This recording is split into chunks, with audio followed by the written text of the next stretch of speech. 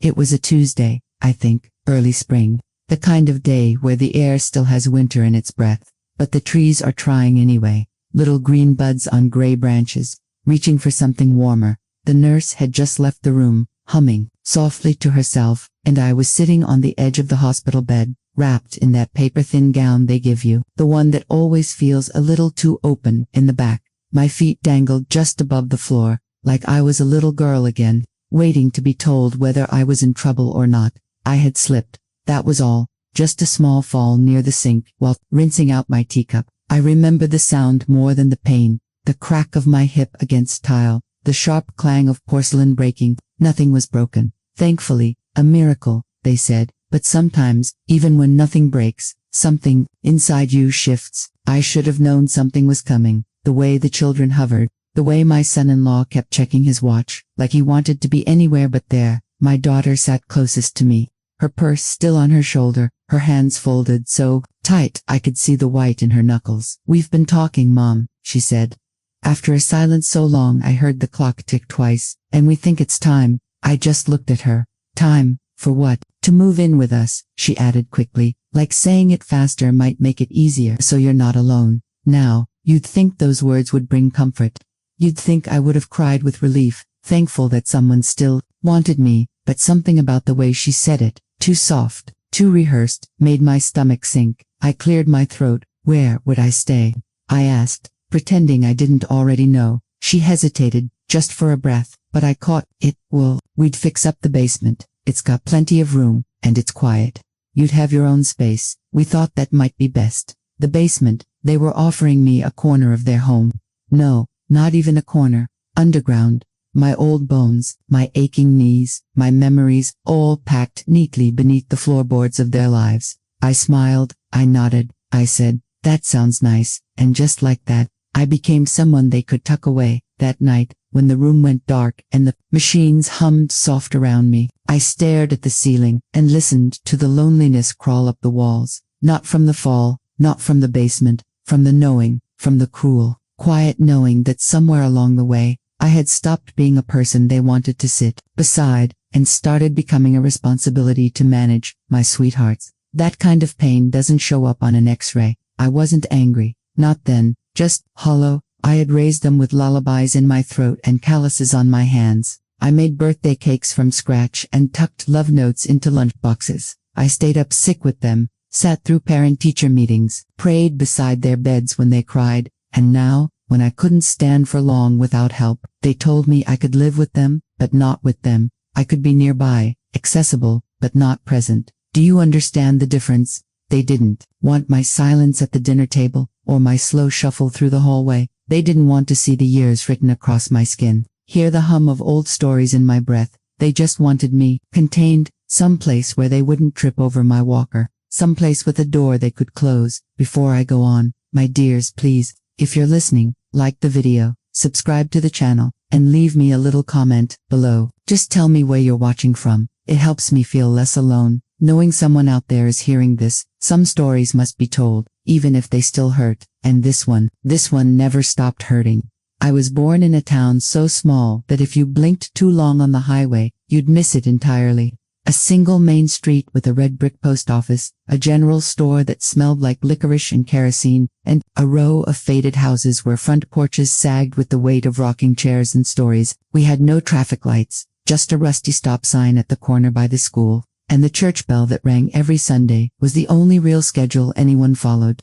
It was the spring of 1941 when I came into the world. My mama said I arrived just as the robins returned, screaming my lungs out with a head full of black curls and a temper to match. I was the youngest of 5, the last spark of hope after 2 brothers went to war and didn't come home. My parents never said it out loud, but I knew I was the do-over, the second chance, the soft thing that grew after grief. Our house was a weather-beaten two-story on Sycamore Lane, with a wraparound porch and a kitchen that always smelled like yeast and onions. Mama kept the garden out back, rows of fat tomatoes, yellow squash, and pole beans twisting up the fence like stubborn fingers. She sang while she worked, old hymns mostly, the kind that rose from deep in the chest and stayed with you long after the melody ended.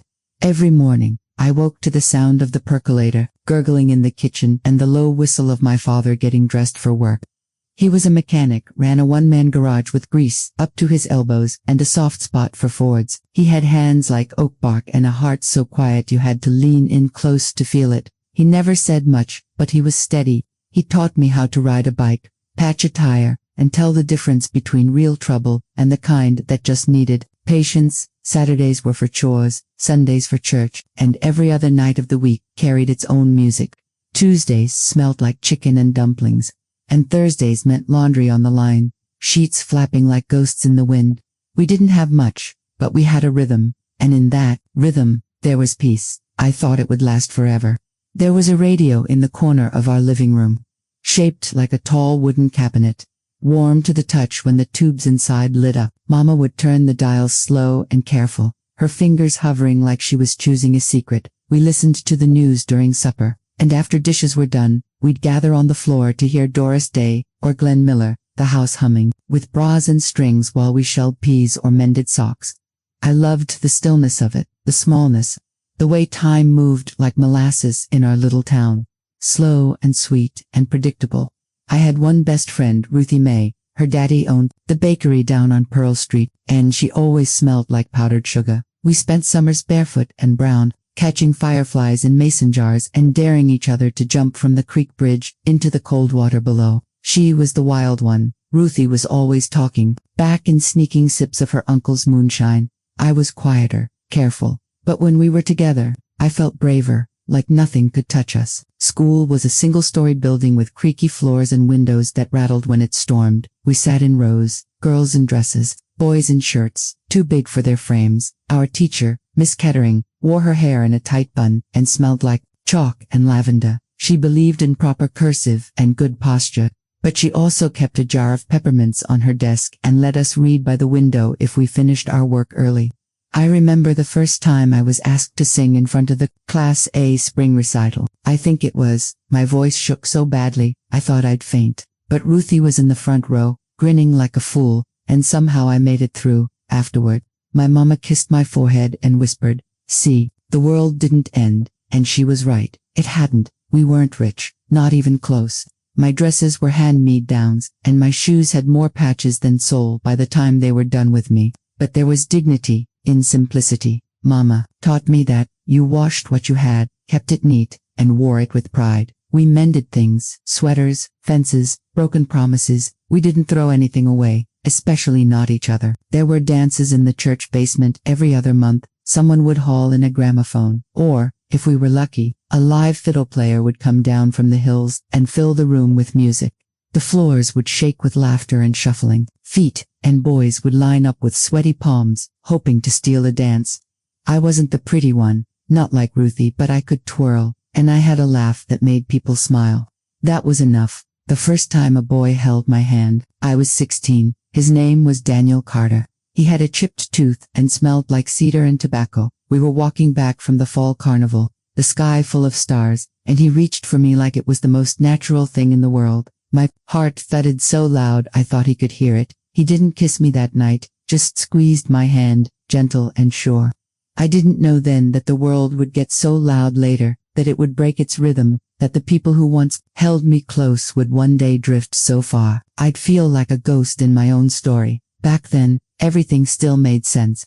The world was small, but it was kind. The days were long, the nights were soft, and I never once thought I'd end up in a basement, listening to life happen above me like I was already gone. But that's the thing about innocence, sweethearts. You never realize it's a chapter until it's already over. I remember the smell of rain on dirt better than I remember most birthdays. It used to come in heavy over the fields, thick with the scent of alfalfa and rust, and we'd run for the porch barefoot, holding our skirts up to our knees, squealing with the kind of joy that doesn't survive adulthood. Mama would bring out a tin bowl and let it fill with rainwater. She always said it was God's way of washing the world clean. On those evenings, we'd sit on the porch steps, peeling apples or shelling peas while the thunder rolled far off in the hills like an old man grumbling in his sleep.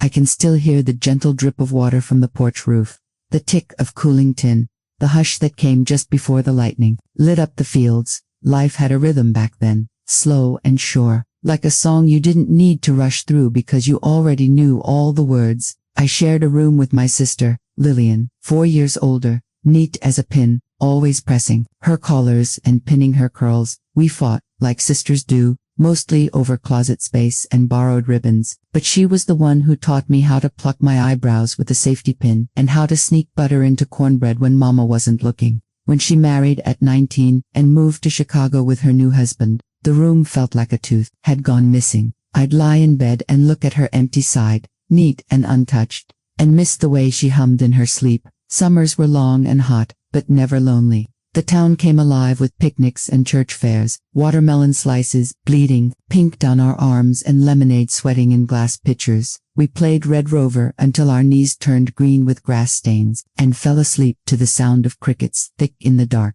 And in those deep July nights, I'd lie on the cool floor beneath the open window and listen to the distant hum of a train, wondering where it was headed and whether life could ever be bigger than Sycamore Lane. And then came the work. I started helping at Mrs. Leary's boarding house when I was 12. That place was always busy, traveling salesmen, unmarried teachers, the occasional drifter passing through. I made beds, peeled potatoes, scrubbed the tile until my hands wrinkled like old fruit. She paid me in coins and pie slices, and I never complained. That house smelled like soap and cinnamon, and even though my knees ached and my apron always had some stain or another, I liked the way the guests looked at me, as if I belonged in the world already, as if I was becoming someone. By 16, I could hem a dress, bake a pie, care for a fever, and drive a tractor. We didn't call it woman's work. We just called it life. You did what needed doing, and you didn't make a fuss about it. Mama always said, the only thing worse than hard work is wishing you still had it. I didn't understand that then, but I do now.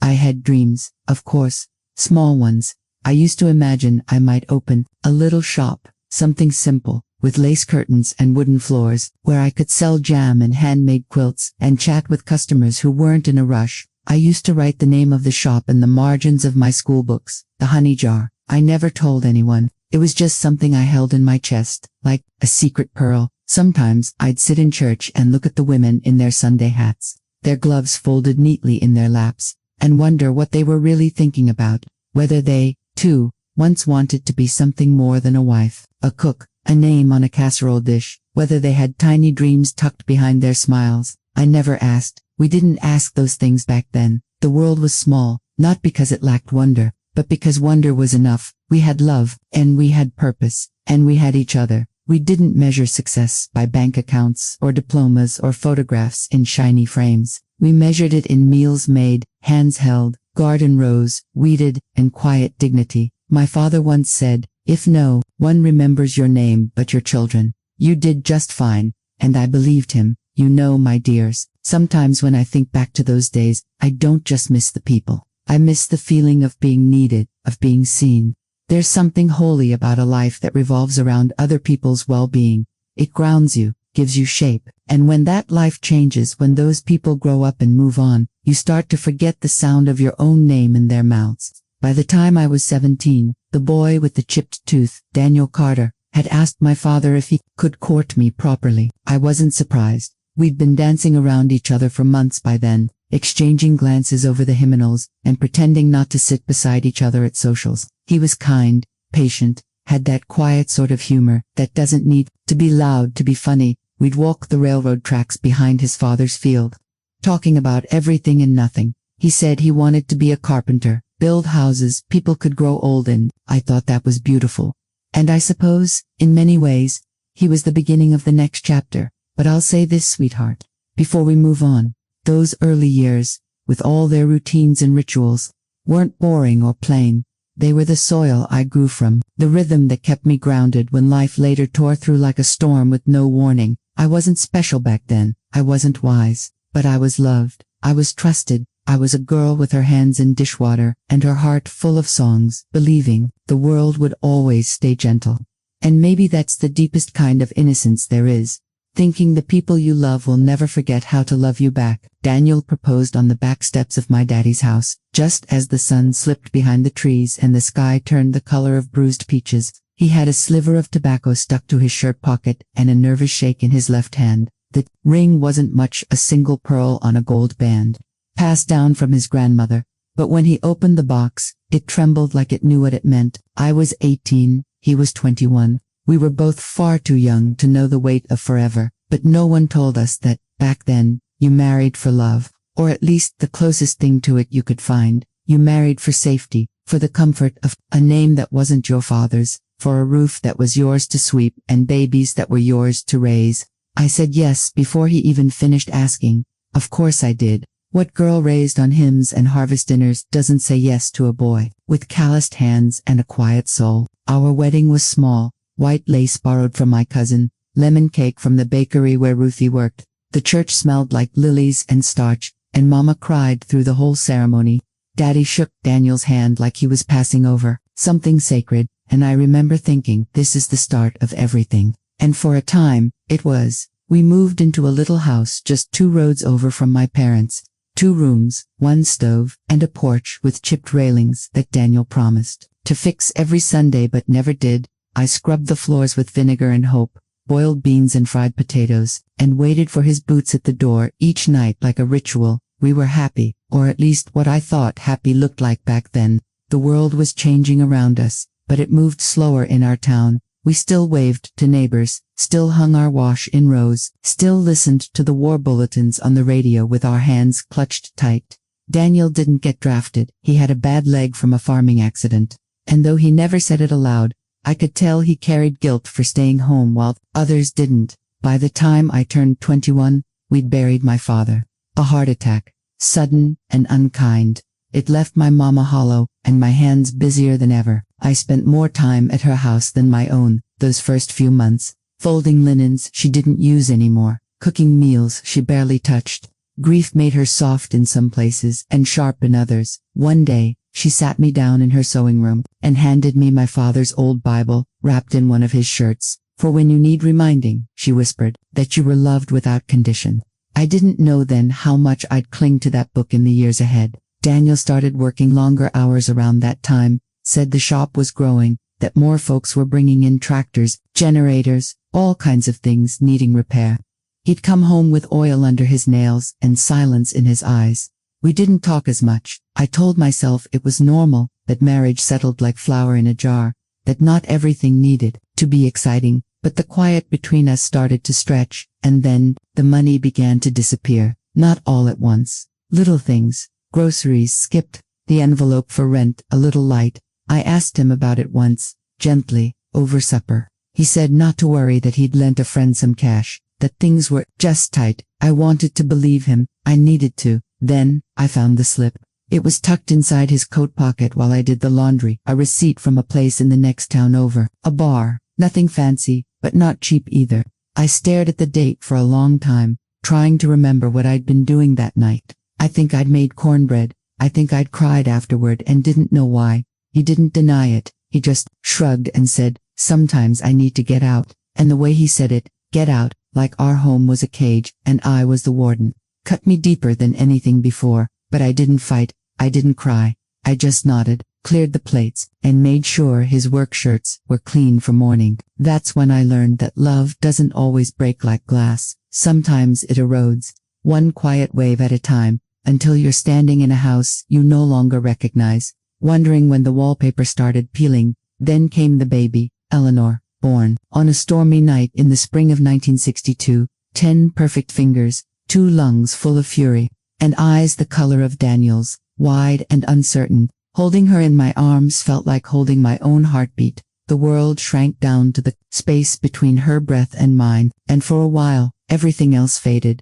But babies don't fix cracks. They just give you more walls to hide behind. Daniel was a good father at first, soft-spoken, present, eager to be what his own had never been.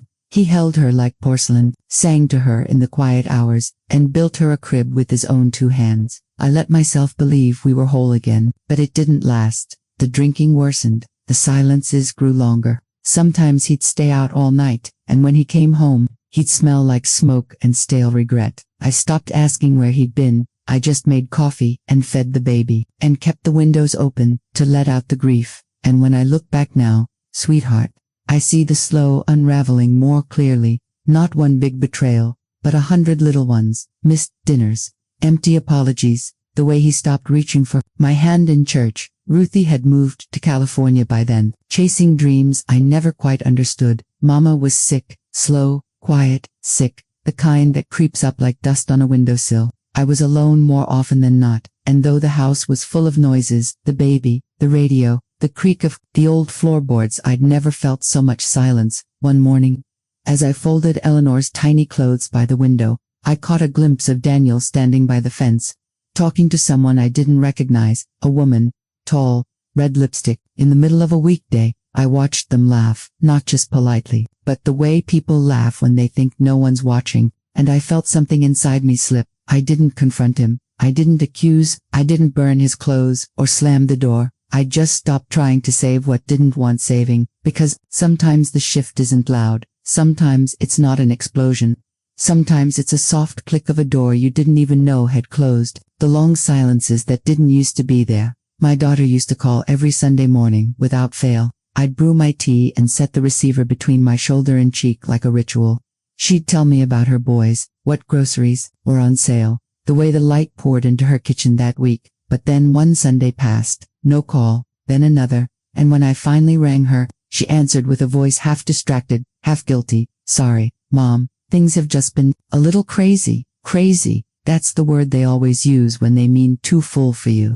I told myself not to make it a thing, not to take it personally. People grow, they get busy. I used to get busy, too, once upon a time. But the truth is, it wasn't just the calls. There was a softness that began to dull in her tone, like I'd started to slip from mother to duty, like I was slowly turning into something she had to manage. A checkbox on her week. And the boys, my grandsons, once they'd come to visit and clamor for my cookies, and sit by the window as I told them stories of black and white TVs and icemen with tongs. Now they stayed in the car with their headphones in, while she ran up to bring me a casserole. I told them to come in, she'd say, "Flustered teenagers, you know," but I did know. I knew the boys weren't the problem. Children feel what their parents feel. They absorb the weather of the house they grow up in. And the temperature had changed. One morning, I opened the cupboard and stared at the row of mugs I hadn't used in years. They were mismatched, chipped from years of service. The yellow one with the sunflower, that was my late husband's favorite. I reached for it without thinking, then paused. I hadn't spoken his name aloud in weeks. Grief is a strange thing. It doesn't leave like people do. It just changes shape. Sometimes, it comes back dressed as loneliness. Sometimes, it slips in while you're setting the table for one. And yet, it wasn't grief that unnerved me most. It was the creeping sense that I was becoming a relic, a piece of the past everyone wanted to tuck neatly away. It came to a head the day they told me they were selling the house. It was my house. Not on paper anymore. I had signed it over when my health took a turn a few years prior. But it was where I raised them. The place I carried groceries through. In the dead of winter, the walls I scrubbed with vinegar and lemon. The floorboards I danced across in bare feet before their father died. "I just think it's time, Mom," she said, sitting across from me, her hands wrapped tight around a mug of store-bought coffee. "You don't need all this space." I looked around. The doilies I'd crocheted were still on the side tables. The wedding photos still hung by the stairs, his eyes catching mine, like they always did. "I'll move into your guest room," I offered. "I won't be in the way." But she wouldn't meet my eyes. "There's no guest room anymore," she said gently. "We made it into a playroom for the boys." That's when she mentioned the basement. "It's quiet down there," she said, like that was a gift. "You'd have your own entrance. Privacy." Privacy. What? A polite word for separation. I smiled and nodded because that's what I was raised to do. Be agreeable. Be helpful. Don't rock the boat. But something inside me bent that day. Not enough to break, but enough to hurt. That night I stayed up folding linens. Even though I hadn't had visitors in months, I pressed the corners sharp, tighter than they needed to be, like somehow I could iron my heart back into shape. The truth is, it wasn't about the basement, not really. It was about no longer being seen as someone who belonged upstairs, in the center of the home, near the warmth, the stories, the noise, the life. I was being offered a place on the edges, and I hadn't even realized I'd already been pushed there long ago. It was a Tuesday when the world split clean down the middle. Not that it looked like anything at first. The sun still came up, the wind still danced in the hydrangeas. I even remember the smell of cinnamon, strong and defiant, as if the past was trying to cling to my kitchen one last time before it all slipped away.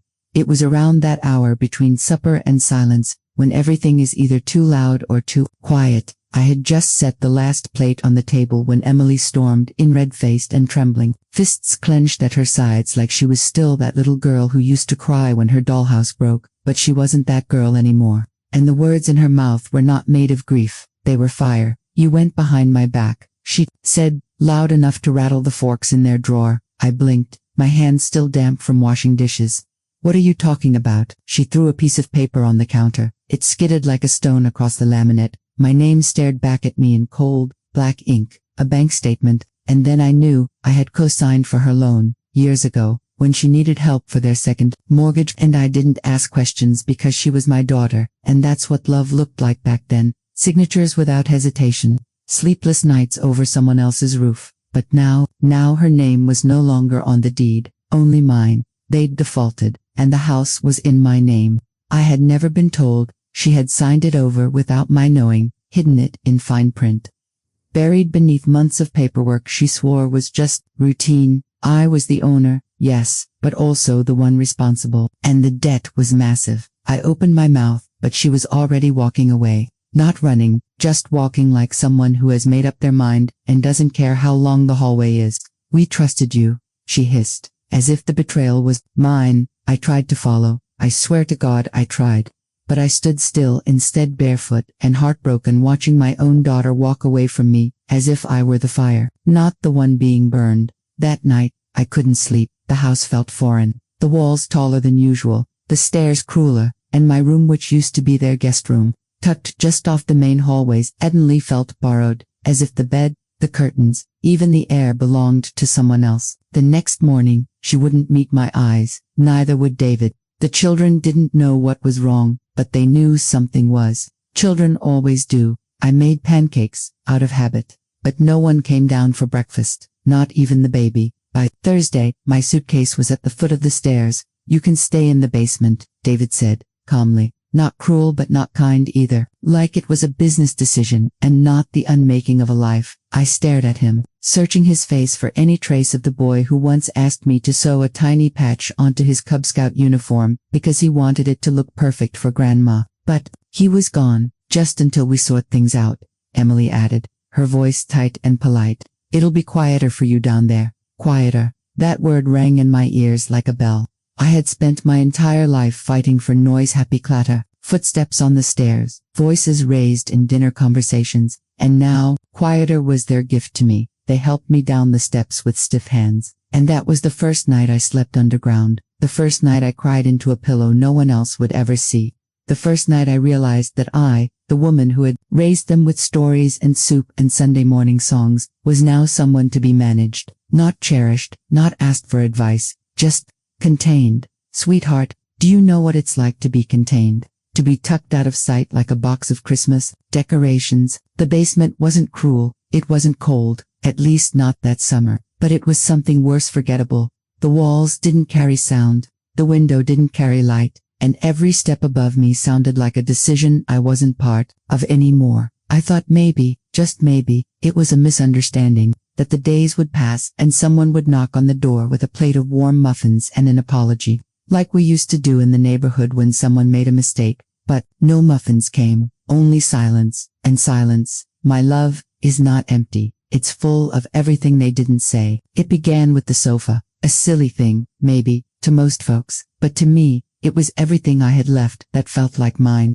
That faded blue velvet love seat, sun-worn and cushion-thin, was where I nursed all three of my babies, where I held my husband's hand after his strokes left him half quiet, where I sat for hours, knitting through winters, praying through summers. Every stitch in that armrest had heard my sighs. Every thread knew the sound of my heart breaking. Slowly, year by year, when they came with the truck to haul it away, I stood there in my apron with trembling hands. I hadn't been asked. I hadn't even been warned. "Oh, Mom," my daughter-in-law had said with a forced smile, "it's just too old. We're trying to make the basement more functional. We'll get you something new." Something new, as if comfort could be purchased off a showroom floor, as if memory didn't live inside the broken springs and worn threads. That night, I sat on the cold futon they wheeled in, staring at the spot where my sofa used to be. And that was the moment something inside me gave way. Not loudly, not with drama, but like a single beam cracking beneath too much weight, I began to unravel. Their voices upstairs changed. They were sharper, shorter. I became an inconvenience, a complication, not a mother or grandmother but a dependent they hadn't budgeted for. Meals grew smaller, the thermostat dipped lower. I could feel their guilt turning sour in the air like milk left out too long. I tried not to ask for much. I kept my steps quiet, my needs quieter, and still, the betrayals kept coming. They gave away my dishes next, my mother's china, the teacups I used every Sunday after church, the ones my grandchildren used to play tea party with, long ago, when they still called me grandma and meant it. When I asked where they'd gone, my daughter-in-law smiled politely and said, "Oh, we donated them. You don't really use them anymore, do you?" I didn't answer, not out loud, but that night I cried into a paper napkin because the linen ones I embroidered had vanished too. The real collapse came in the spring. I'd saved up some money in a tin hidden beneath my sewing box, birthday cards, anniversary slips, old tucked-away bills. I wasn't hoarding, just holding on, just in case, a rainy day stash, as my mother once called it. But one afternoon, I found the tin, empty, gone, not misplaced, not moved, gone. I waited 2 days, maybe 3, hoping someone would say something,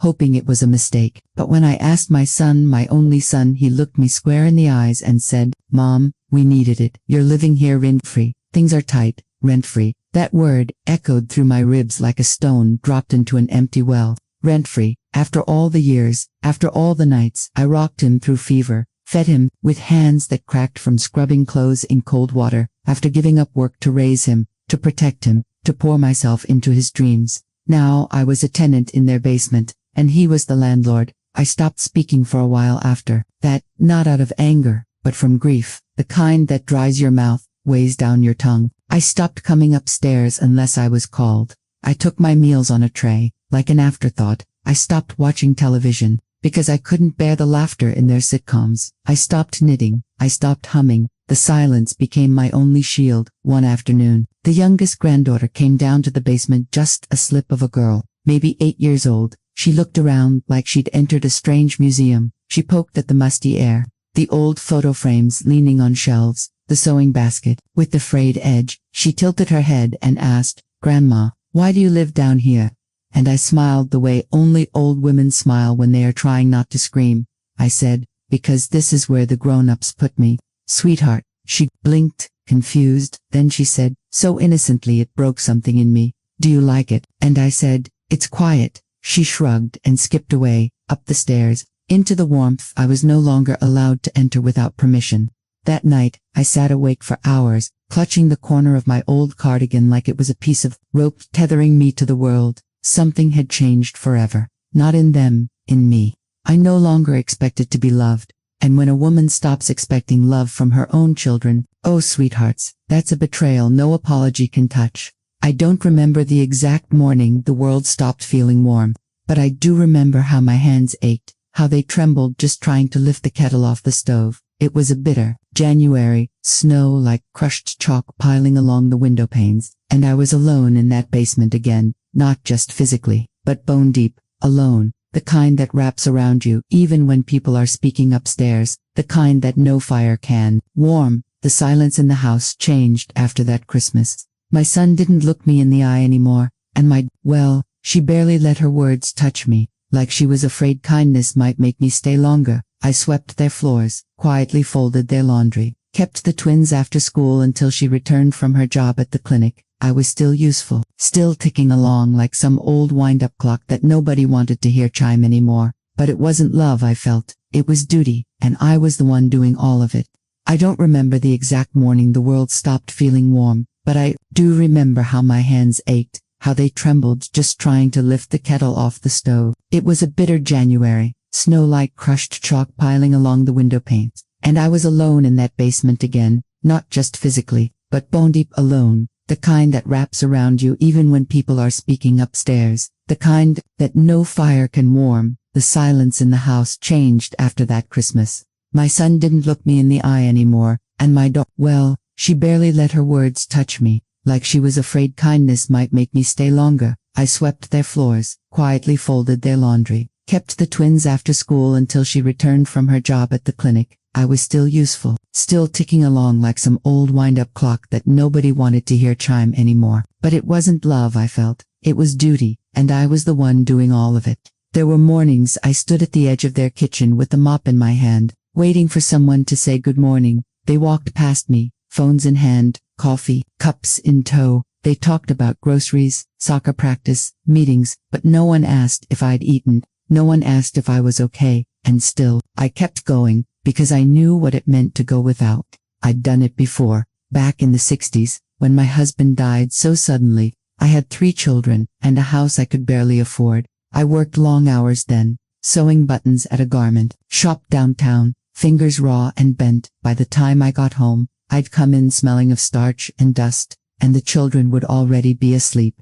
I learned how to cook on pennies, how to mend shoes instead of buying new ones, how to stretch a smile across tired lips just so the kids wouldn't worry. This wasn't new, just a different version of it. Only this time, I was old, slower. My back ached when I bent to lift the laundry basket. My knees popped when I climbed the stairs. I'd forget where I left things sometimes. I didn't like that part, the forgetting. It made me feel like pieces of myself were slowly dissolving, but I refused to crumble. I refused, because no matter how quiet that basement was, no matter how cold the tile floor felt beneath my socks, I still woke each morning with the same ritual. I made my bed. I whispered a prayer. I brushed my thinning hair, and pressed my hand to the small frame of my mother on the dresser, and then, I began the day. There was strength in that, quiet strength, the kind that doesn't get applause but holds entire households together, without being seen. I learned how to move like wallpaper, always present, never noticed. I timed my movements so I wouldn't get in the way. I waited for them to leave, before I washed my clothes in the upstairs machine. I kept snacks tucked in a small drawer beside my bed so I wouldn't bother anyone in the kitchen after hours. And still, I stayed kind, not because they deserved it, but because I did. Because I knew that bitterness would turn me to stone, and I couldn't bear the thought of becoming hard inside. So I hummed softly, while folding their towels. I left sweet notes in the children's lunchboxes. I even ironed my son's shirts the way he used to, like when he was little, with lavender water and a soft crease down the sleeves. They didn't thank me, not once, but I told myself that wasn't the point.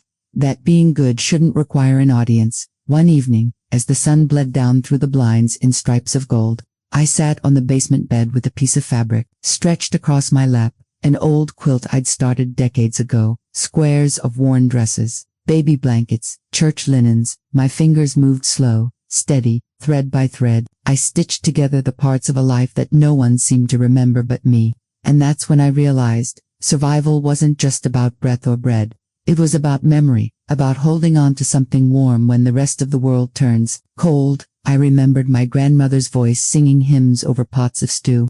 I remembered my children, small and soft, clinging to my skirts as I hung laundry in the wind. I remembered the nights I fell asleep beside the radio, the smell of lemon polish on wood, the sound of rain against the roof when we still had a roof of our own. Those memories became my fire. They fed me, even when my belly was empty. They held me up, even when my knees trembled. The children were the only light in that house. Truth be told, when they weren't around, it felt like I didn't exist. But when they tiptoed down to see me, to ask about the old photo albums, or to sneak a butterscotch from my purse, I came alive again.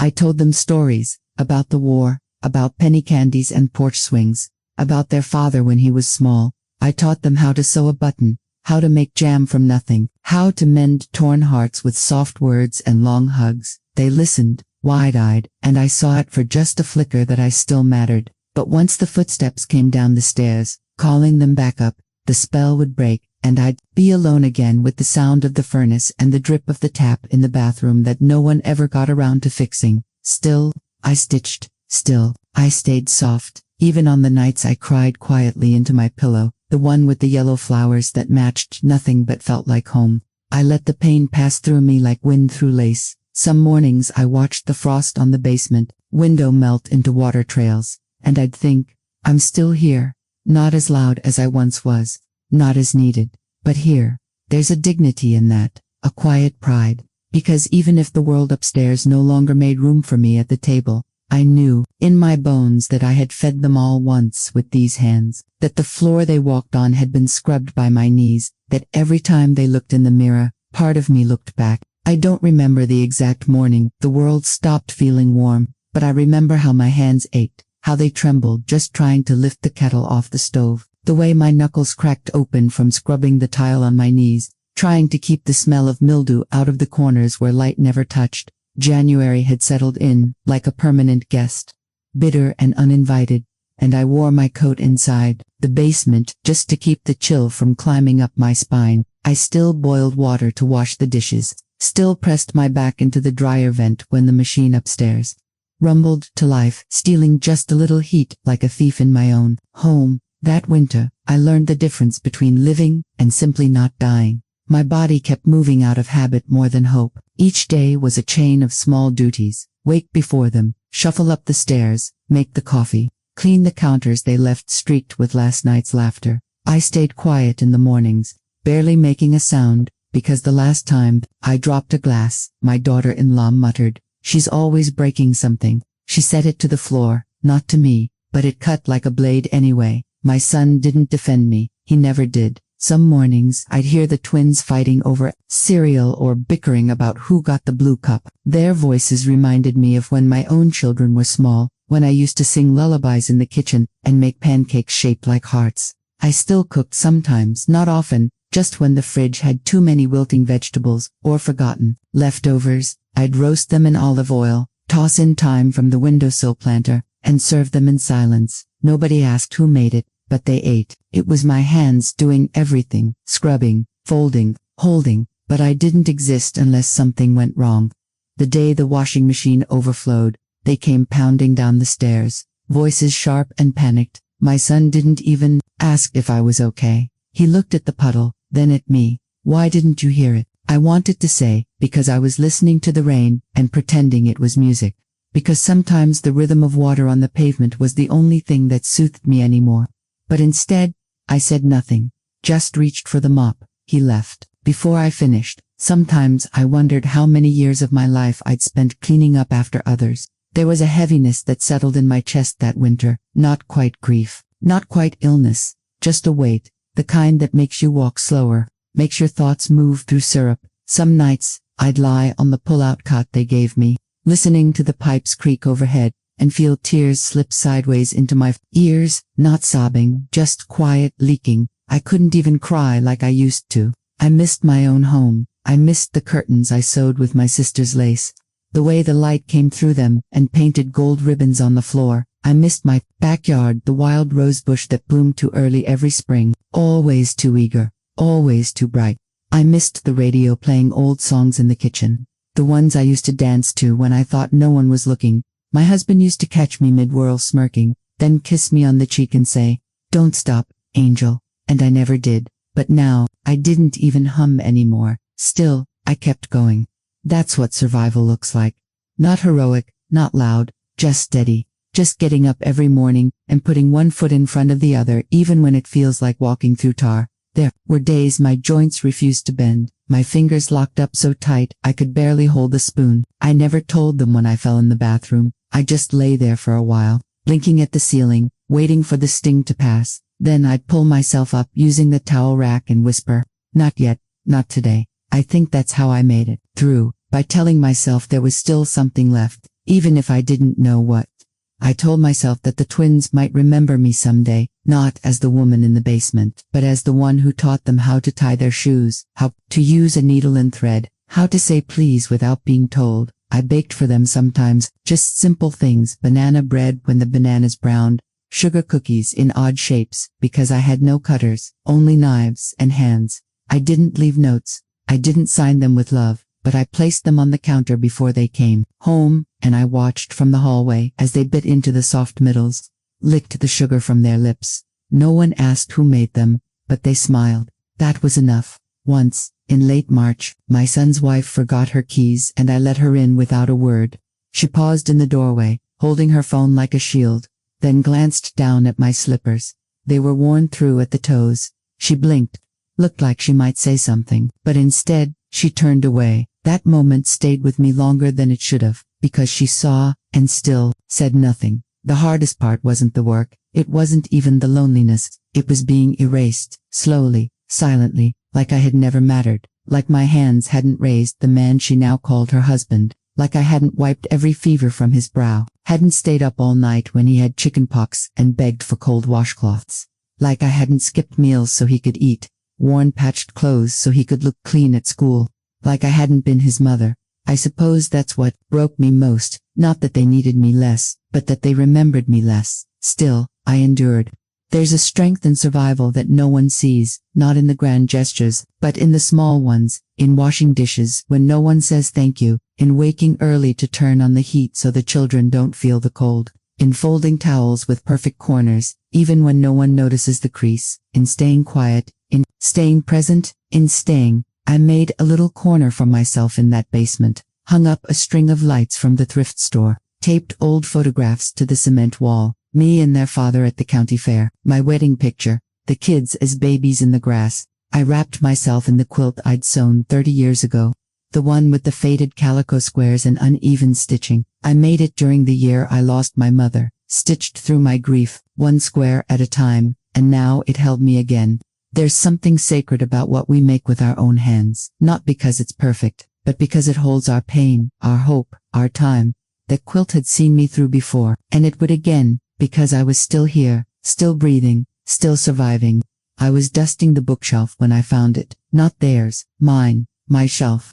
The one crammed into the corner of the basement next to the rickety iron bed they gave me, a row of brittle spines and yellowed paperbacks, untouched by anyone but me for over a decade. But something had slipped behind them, a thin envelope, tucked neatly as if it had been hiding on purpose. At first, I thought it was just a bill, some old electricity statement or leftover recipe clipped from a newspaper. But the moment I touched it, I knew the paper was thick. The handwriting, though faded, was unmistakable. It was addressed to Eleanor Weston, my maiden name, not Mom, not Grandma, not even Mrs. Johnson, just Eleanor.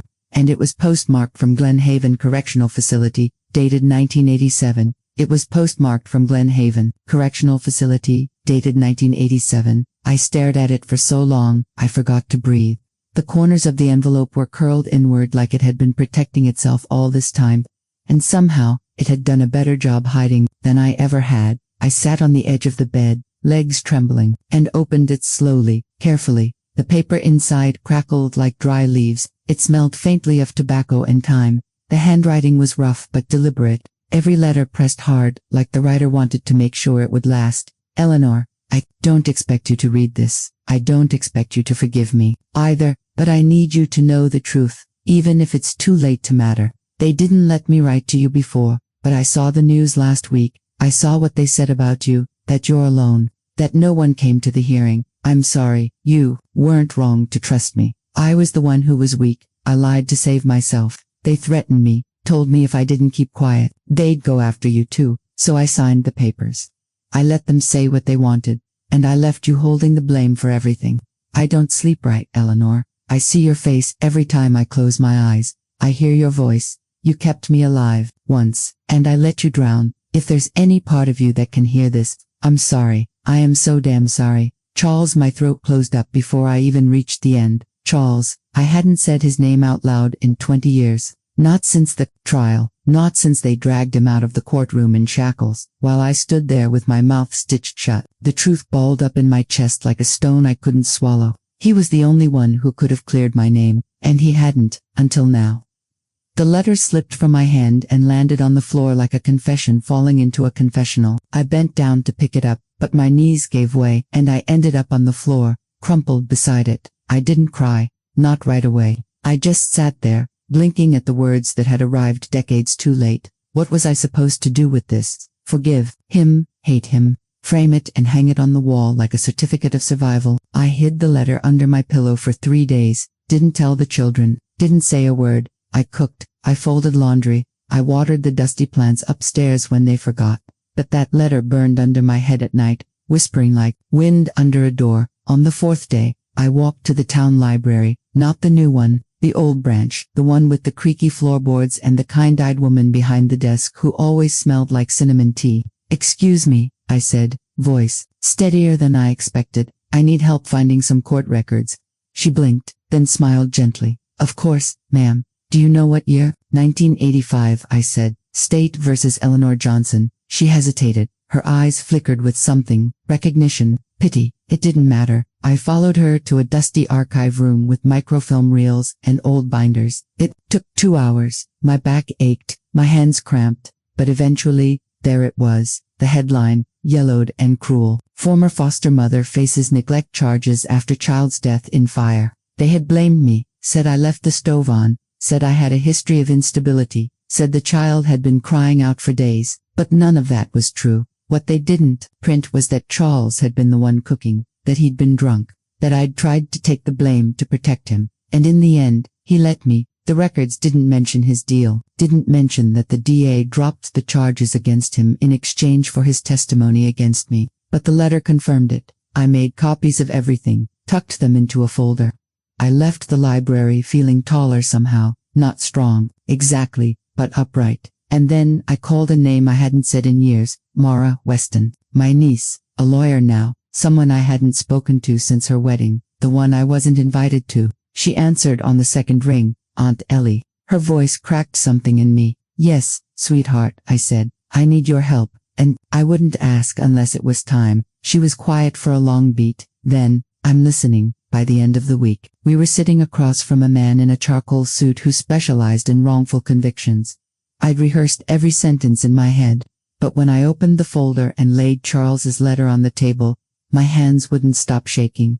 Mara put her hand over mine. Let her read it, she said gently. The man did, twice. When he looked up, he didn't smile, but he nodded. This could be enough to file a petition, he said. You might not get a full reversal, but a public statement, a clearing of your name. It's possible, a public statement. I'd been buried under silence for so long, I almost didn't know what that meant. Mara drove me home. I asked her not to tell the others, not yet. I want to be the one to tell them, I said. When I'm ready, she kissed my cheek at the door. I'm proud of you, she whispered. I closed the basement door behind me that night and sat in the quiet, staring at the peeling paint and the flickering bulb. The truth was out now, not in the world yet, but it was breathing, like something long buried that had finally felt sunlight. I thought about all the years I'd spent swallowing my voice, all the meals I'd cooked to earn a space in a house that treated me like a ghost, all the times I'd smiled through gritted teeth and said, it's okay, I understand. Maybe I had understood, but it had never been okay, and now, maybe, I didn't have to pretend anymore.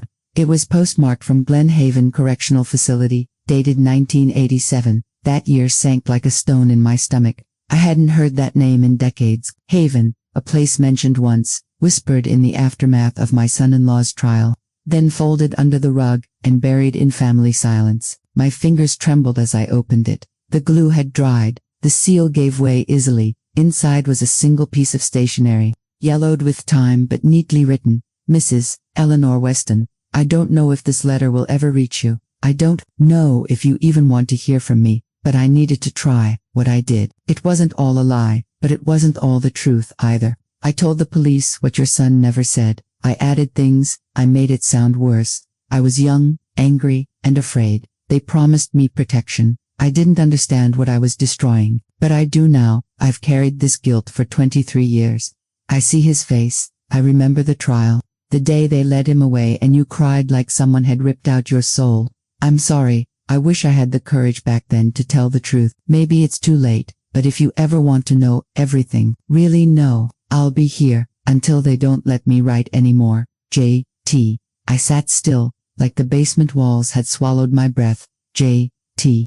I hadn't spoken that name since the courthouse bench where I clutched my purse like a lifeline, listening to a voice I barely recognized tell a story that destroyed everything. It was her testimony that turned suspicion into certainty. It was her words, her carefully rehearsed pain, that shifted the jury's hearts and damned my son. And now, 23 years later, she writes, sorry, I went upstairs that night without asking permission. They didn't even notice. They were too busy laughing at some television show.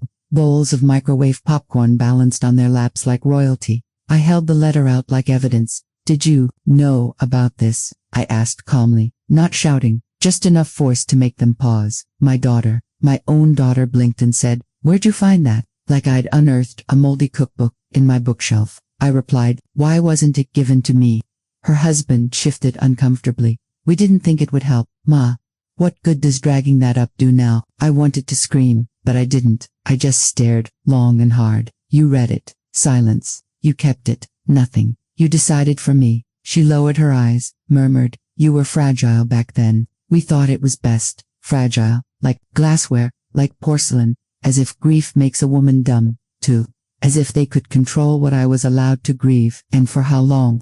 I wrote back to JT. I had to. I couldn't sleep until I did. It wasn't anger in my pen. It was ache, curiosity, a desperation to unbury a coffin that never should have been sealed.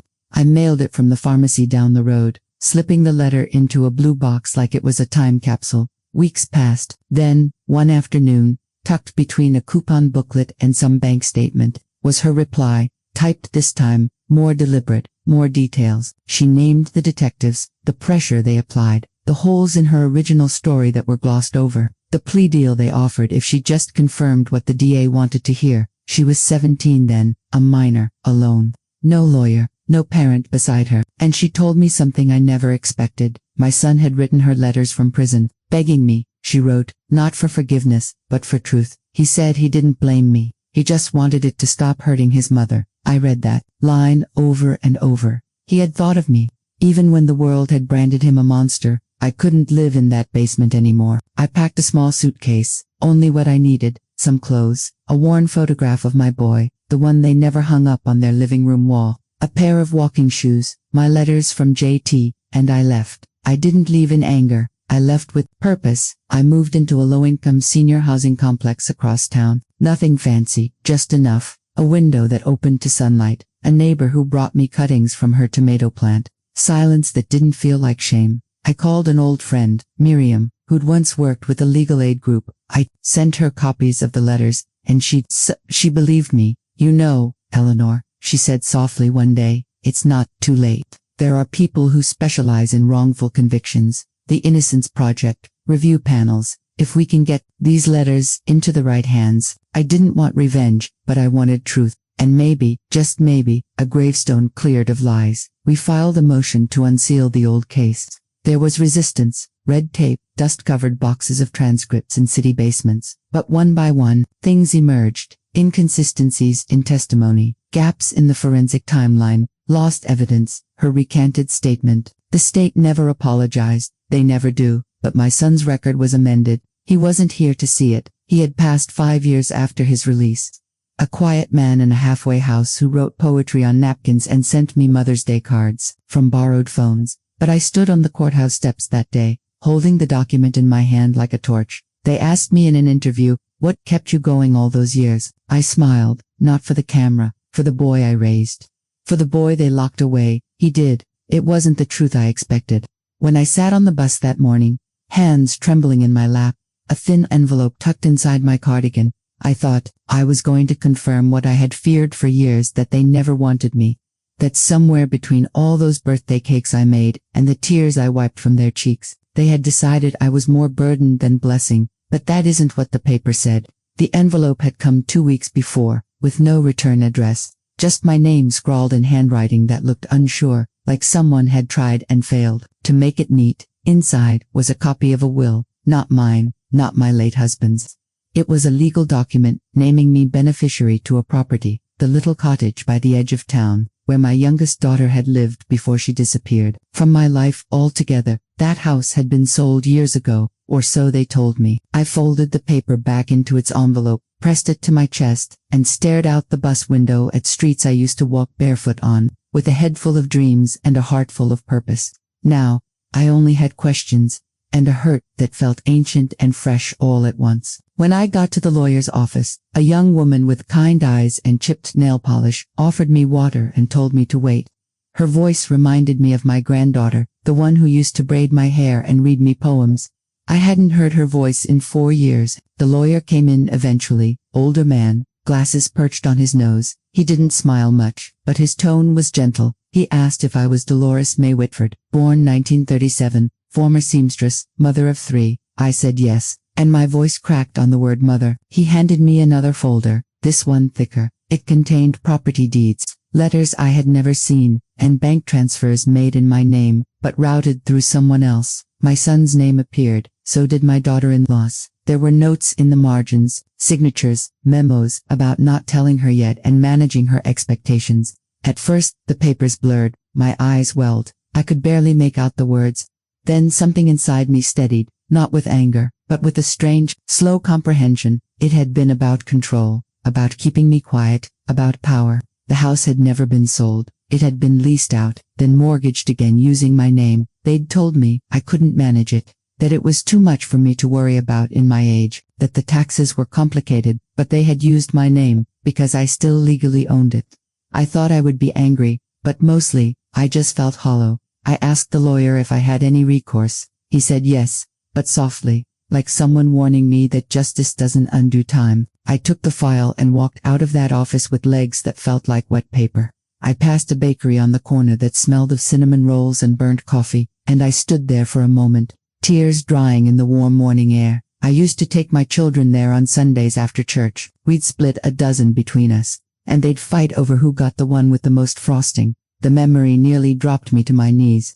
That night, I didn't sleep. I sat by the window in my basement room, folder in my lap, the hum of the heater, masking the silence of a house that had never truly welcomed me. My daughter walked past the door once, didn't see me, or maybe she did and chose not to. The truth was there, plain as day, in black ink and notarized stamps. They hadn't forgotten me. They had deliberately pushed me aside, made choices in my name, and quietly shut the door behind me. It wasn't neglect, it was erasure, and now, I had to decide what to do with the truth I had finally found. I sat in that room, the basement they called my suite, surrounded by piles of their things, old boxers, unused fitness gear, the baby crib they'd never thrown out but had long since stopped noticing. I used to wonder if they'd see me sitting here, night after night, a woman with stories stitched into her skin like lace, and ask what I needed. But now I knew, they already had the answers. They just didn't want to hear the question. I opened one of the letters in the folder,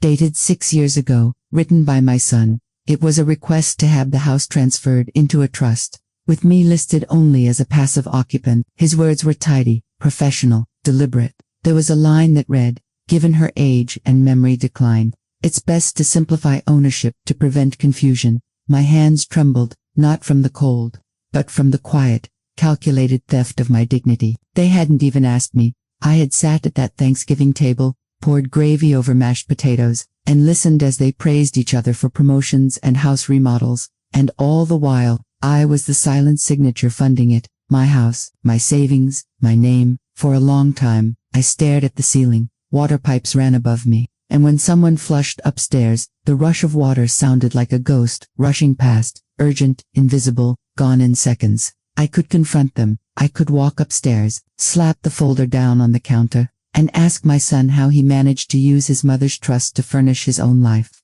I could ask my daughter why she let it happen, but I didn't. Not yet. Instead, I called someone I hadn't spoken to in years, my old neighbor, Shirley. She'd been there when my children were little. We used to drink tea on her porch and share stories about marriage, menopause, and motherhood. She picked up on the second ring, and when I said, "It's me," she gasped. "Oh, Dolly," she whispered. "I thought you were gone." "I almost was," I said, "but I've found something, Shirley, something I need help understanding." She came the next morning, same green car, same pink lipstick. Her hair was white now, but her eyes still held the same fire. We sat at a park bench just outside the house, where I wouldn't be overheard. I showed her everything. When she finished reading, she didn't say a word, just reached out, took my hand, and squeezed. "You always gave everything to them," she said softly, "and now they've decided that meant they could take everything, too." I didn't cry then, I just nodded, because I was starting to understand that survival doesn't always mean shouting. Sometimes, it means sitting with the truth and choosing what to do next with grace, not fury. "They made me feel like I couldn't live on my own," I said, "like the world was too much for me. They needed you to believe that," she said, "so they wouldn't feel guilty taking what wasn't theirs." I looked at the folder in my lap again, and something shifted in me, not a rage, but a resolve. That evening, I didn't eat dinner upstairs. I stayed in my room and wrote a letter, not angry, not accusing, just honest. I told them I knew about the house. I told them I knew about the money. And I told them that I would no longer be staying in the basement, like a forgotten relic of their childhood guilt. I signed it, folded it neatly, and left it on the kitchen table before they came down for their usual glass of wine and reality TV. Then I packed, not much, just the photos. The small quilt I had made with my granddaughter before she stopped coming by. And the letters from my late husband I'd kept tucked in a shoebox under the bed. I didn't know where I was going yet, but Shirley had offered her guest room for as long as I needed. And for the first time in years, I realized I had a choice, not to fight, but to walk away. To take back my name, my time, and the years I had left, and make them mine again. And when I stepped out into the night, suitcase in one hand, folder in the other, I didn't feel weak. I didn't feel old. I felt free. I stood in the hallway that smelled faintly of lemon polish and old wallpaper glue, the kind they used back in the 70s, and stared at the living room where the voices of my grandchildren floated like soft ghosts. They didn't know I'd come back. They didn't know I'd overheard everything, and yet, I wasn't here to scream or point fingers. I'd come to make a decision. One I'd postponed for too many years. The documents still trembled in my handbag, the notarized letter from the lawyer, the recordings from that accidental voicemail, even a brittle black and white photo I hadn't seen since my 20s. Evidence, proof, power. But what good is proof when the people you'd show it to have already made peace with a version of you that fits neatly beneath their feet? I could have marched into that room and spoken every truth with the weight of thunder. I could have told them about the deal Thomas made behind my back, how he'd signed me out of our home and into that facility while he kept my pension under his name.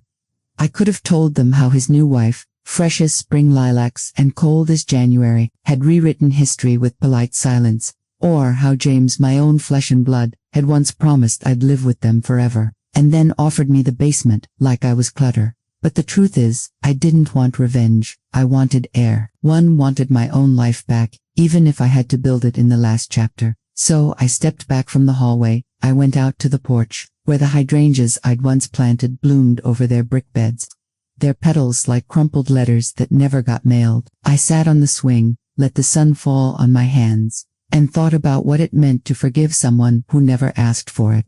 Forgiveness, I'd come to understand, isn't always a gift for them. It's a release for me, a loosening of the rope I've been pulling for decades. But even so, forgiveness doesn't mean pretending. It doesn't mean staying. That evening, I didn't knock on their door. I didn't hand over the file or ask for answers. I took a cab back to the tiny room I'd rented on the edge of town, above the bakery where the cinnamon rolls rise at 5 each morning and the owners smile like I matter. I made a pot of tea, lit a candle, sat by the window where the breeze didn't ask me to shrink myself. And then I wrote my story, the whole thing, in long, careful letters that I mailed to myself every few days, postmarked proof that I had lived, that I had loved, that I had hurt and healed and remembered everything. Weeks later, I mailed one final letter, just one, to James, not to accuse, not to blame, but to remind him of who I was, not just someone from the past, but the woman who raised him when his mother fell apart. The one who stayed up nursing his fevers and baked his birthday cakes when no one else remembered the date. I told him I was doing well, that I had a place now, that I was building something quiet and real. I never asked to be taken back. I never wanted the basement again. That choice to walk away instead of demand was not weakness. It was the most powerful thing I've ever done. That night, after everything I'd uncovered, the lies, the quiet betrayals, the signatures I never made, I sat alone in the small rented room, one lamp burning low beside me, and held my own hands like a mother would hold a frightened child. There was no storm in me, not anymore, only a deep, aching stillness. I had spent so many years waiting for someone to come back for me, to knock on the nursing home door, to call and say, "We made a mistake, come home." But no one ever did, and somewhere in the folds of those years, I stopped being angry and started being tired. Not the kind of tired that sleep fixes, but the kind that settles in your bones when your presence becomes optional in the lives of people you once carried. I thought about going public, about handing the documents to a lawyer or a newspaper. It would have made a fine headline. Elderly, woman robbed of home by family's deceit. The truth was sharp enough to cut, sharp enough to ruin them, if I wanted. And for a brief moment, I let myself imagine it. James facing questions he didn't want to answer. Lillian, looking embarrassed at PTA meetings. Thomas's widow, forced to admit what she knew, the justice of it all. But then I looked at my reflection in the window, the lines on my face, the gray in my hair, the years still left ahead of me, however few, and I asked myself, what does justice taste like when you've lost your appetite for vengeance? Would it bring me peace? Or just noise? Would it rebuild the years I lost? Would it make me feel loved? No, it wouldn't, and so I chose something else. I chose silence, not the kind they gave me, but the kind that comes from strength, the kind that says, I see you, I know what you did, but I will not let you decide how the rest of my story ends. I moved out of that basement the next morning without telling anyone. Left a small note on the washing machine where they were sure to see it. Thank you for the space. I won't be needing it anymore. That was it. No begging, no guilt, just truth, folded politely into a single sentence. I used the little savings I had, and the portion of my pension Thomas hadn't touched, to rent a small cottage on the edge of a lake. It wasn't much. The wallpaper peeled in one corner, and the faucet whined when it ran too long, but it had a porch, a garden full of weeds waiting to be loved back to life, and windows that faced the morning sun. The day I moved in, I unpacked slowly, placed each dish on the shelf with care, hung a few old photos on the walls, my mother's wedding picture, James at age 5, a snapshot of me and my sister wrapped in towels on the beach. I made tea, let the breeze in, and sat at the kitchen table, blinking back tears that tasted more like release than grief. It took time to stop listening for footsteps overhead, time to stop feeling like I was intruding in my own life, time to understand that solitude isn't always loneliness. Sometimes, it's just freedom without witnesses. One afternoon, a month or so later, I went into town to the library. I hadn't had a library card in years. The girl behind the desk was kind. Her name was Rose, with bright eyes and chipped nail polish, and she didn't look through me the way others sometimes did. She asked if I wanted help carrying my books, and I almost cried right there. Not because I needed help, but because she offered. Sometimes that's all we want, to be considered. That evening, I took my stack of books and settled on the porch as the lake turned silver with dusk. The frogs began their chorus, and the air smelled of pine and damp earth. I read until the moon rose, then closed the book and sat in the hush, and I thought, this is peace. Not perfect, not flashy, but mine. Weeks passed, then a letter came, from James. It was short, careful, typed. Mom told me you moved out. I'm sorry things weren't better. I hope you're okay. Let me know if you ever want to talk. There was no apology, no ownership, just a flicker of something I couldn't quite name. And for the first time, I didn't feel a hole in my chest when I read it. I folded the letter, placed it in a drawer, and made no promise to reply. I didn't owe anyone that anymore, but I prayed for him, quietly, like you do for someone you still love, even if you no longer let them close, because forgiveness, I've learned, isn't about telling them they were right. It's about telling yourself you don't want to be bitter anymore. Forgiveness is deciding not to carry the weight of someone else's silence any longer, and closure, sometimes that just means closing the door yourself. I didn't win, but I didn't lose. Either. I lived, I chose. And for a woman who once slept in a basement, surrounded by boxers of memories no one wanted, that's everything. There's a strange quiet in the soul when the worst has already happened, and the sun still insists on rising anyway. I used to think peace would come like a wave, all at once, sweeping me clean, leaving no trace of hurt.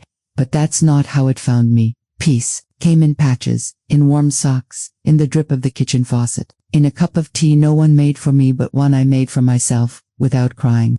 I think back often to the day I stood on that cold basement floor and heard laughter rise from the ceiling, my own flesh and blood, talking about me like I was a burden with legs. I didn't know then that I'd survive it.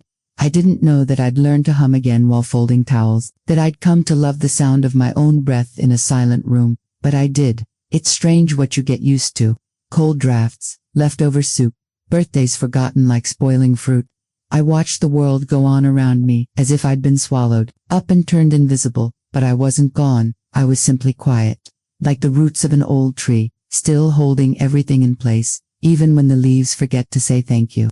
There were moments I wanted to scream. I won't lie to you. Moments, I held my tongue so hard it bled inside my mouth. I would see my grandchildren scroll their phones while I spoke. I would see my daughter wince when I reminded her of her childhood. They didn't want a mirror. They wanted a memory they could sculpt, and I didn't fit. But here's what I know now.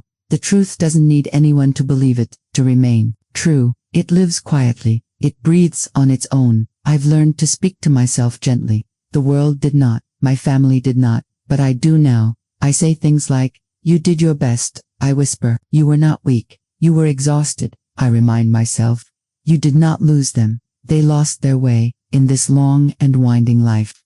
I've found treasures in places I never thought to look. A nurse who tucked an extra blanket around my feet without asking. A child in the waiting room who smiled at me like I mattered. A neighbor who brought me tulips, saying they missed my humming. Small mercies, holy mercies, enough to stitch a broken spirit. To the women listening now, those with weathered hands and forgotten birthdays, I want to say this: you are still here. And that is no small thing. You may not be in the photos on their walls, but you are in the shape of their jawlines, in the recipes they pretend they invented. You are the silent engine behind every one of their accomplishments. If you've been made to feel small, let me tell you something no one else might. You were a cathedral. They just walked in with muddy shoes. I used to think forgiveness meant letting them off the hook. But now I know, it's letting go of the rope that was burning my hands. I chose peace, not because they asked, not because they earned it, but because I was tired of dragging the past behind me like a bag of broken dishes. I wanted to walk into my final seasons light and soft-footed. And so I did. And if, someday, they remember me, if they speak of me with regret, or even shame, I hope they do it honestly. I hope they say, "She was kind, she was tired, and we did not see her." But if they never say a word, I'll still know. I have seen my own soul, and it was worth seeing. I'll leave you with this, my sweethearts. Life will not always be fair, but you can always choose to be gentle, especially with yourself. The world will try to convince you that your worth depends on how useful you are to others. Don't believe it. Your breath alone is proof you belong. You don't have to earn rest. You don't have to apologize for being tender. If you're still here, listening after all this, thank you, truly, from one weathered heart to another. And tell me in the comments, if you feel brave, what would you have done? And if this story found you, maybe it was meant to. Don't forget to like and subscribe. Stories like this deserve to live on.